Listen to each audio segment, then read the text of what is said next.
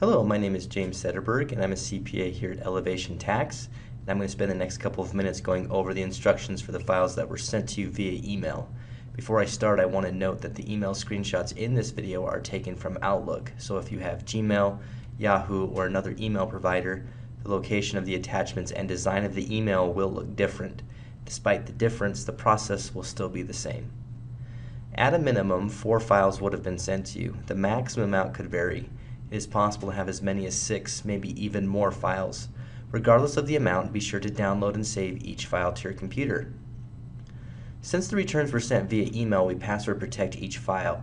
An email that contains the password will be sent to you right around the time the instruction email was sent. In order to open a file, you will need to double-click on the attachment you wish to open. When clicked, you'll be prompted to enter the password. After entering the password, click OK, and you will then have access to the file. You can then save the file to your computer. I will now go over each file you received. For sure, at least 4 files would have been sent to you: the client file, K1 file, Form 2553, and the signature documents. The client file contains the federal returns, supporting statements and schedules, and if applicable, any state returns. Use this file for your own review.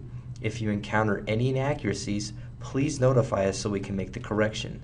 Do not sign and send the signature documents back to us if a return is inaccurate.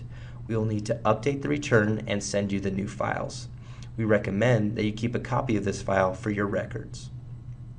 The next file is the K1. The K1 reports the shareholder's share of the business profits or losses. Please distribute the K1 to each shareholder as it will be needed to complete his or her individual tax return. Here is an example of Federal Form K1. Separate state K1s may also be included in your file. Next is Form 2553. Form 2553 makes the S selection on your entity.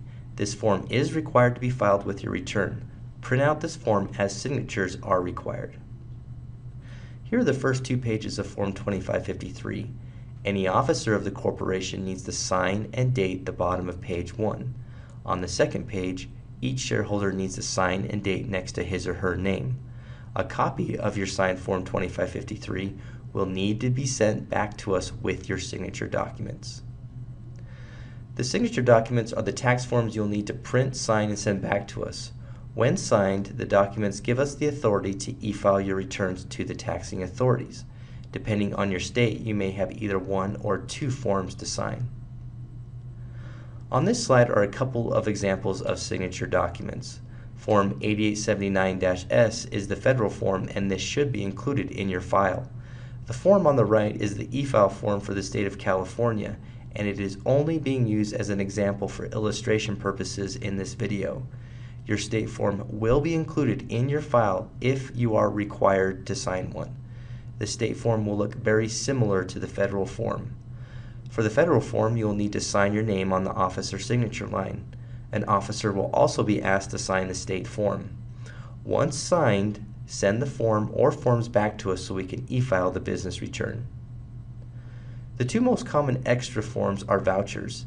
This includes federal and state tax payment vouchers as well as estimated tax vouchers. The first is the tax voucher from the tax return. Here is an example of a voucher. Although this is for the state of California, other vouchers, including federal and other state vouchers, will look similar to this. The top portion gives instructions as to how payment should be made and when payment is due. For mailing payments, be sure to detach here and mail the voucher along with payment. The next voucher is an estimated tax payment voucher. These are payments that are made for the current tax year. There can be up to 4 vouchers, so pay close attention to each due date. The instructions for filing are listed here, and the due date is listed here. Again, for mailing payments, be sure to detach here and mail the voucher along with payment. If there are other forms that are part of your file that are not included in this video, those instructions will be located in the body of the email. These forms can possibly include annual reports and local returns. Be sure to send us a copy of your signed signature documents and Form 2553. You can send them via upload, email, or fax. If you do choose to upload, the same link that is listed here on this slide is also listed in the instruction email. All you'll need to do is click on that link within the email. If you have any questions, please do not hesitate to contact us. Thank you.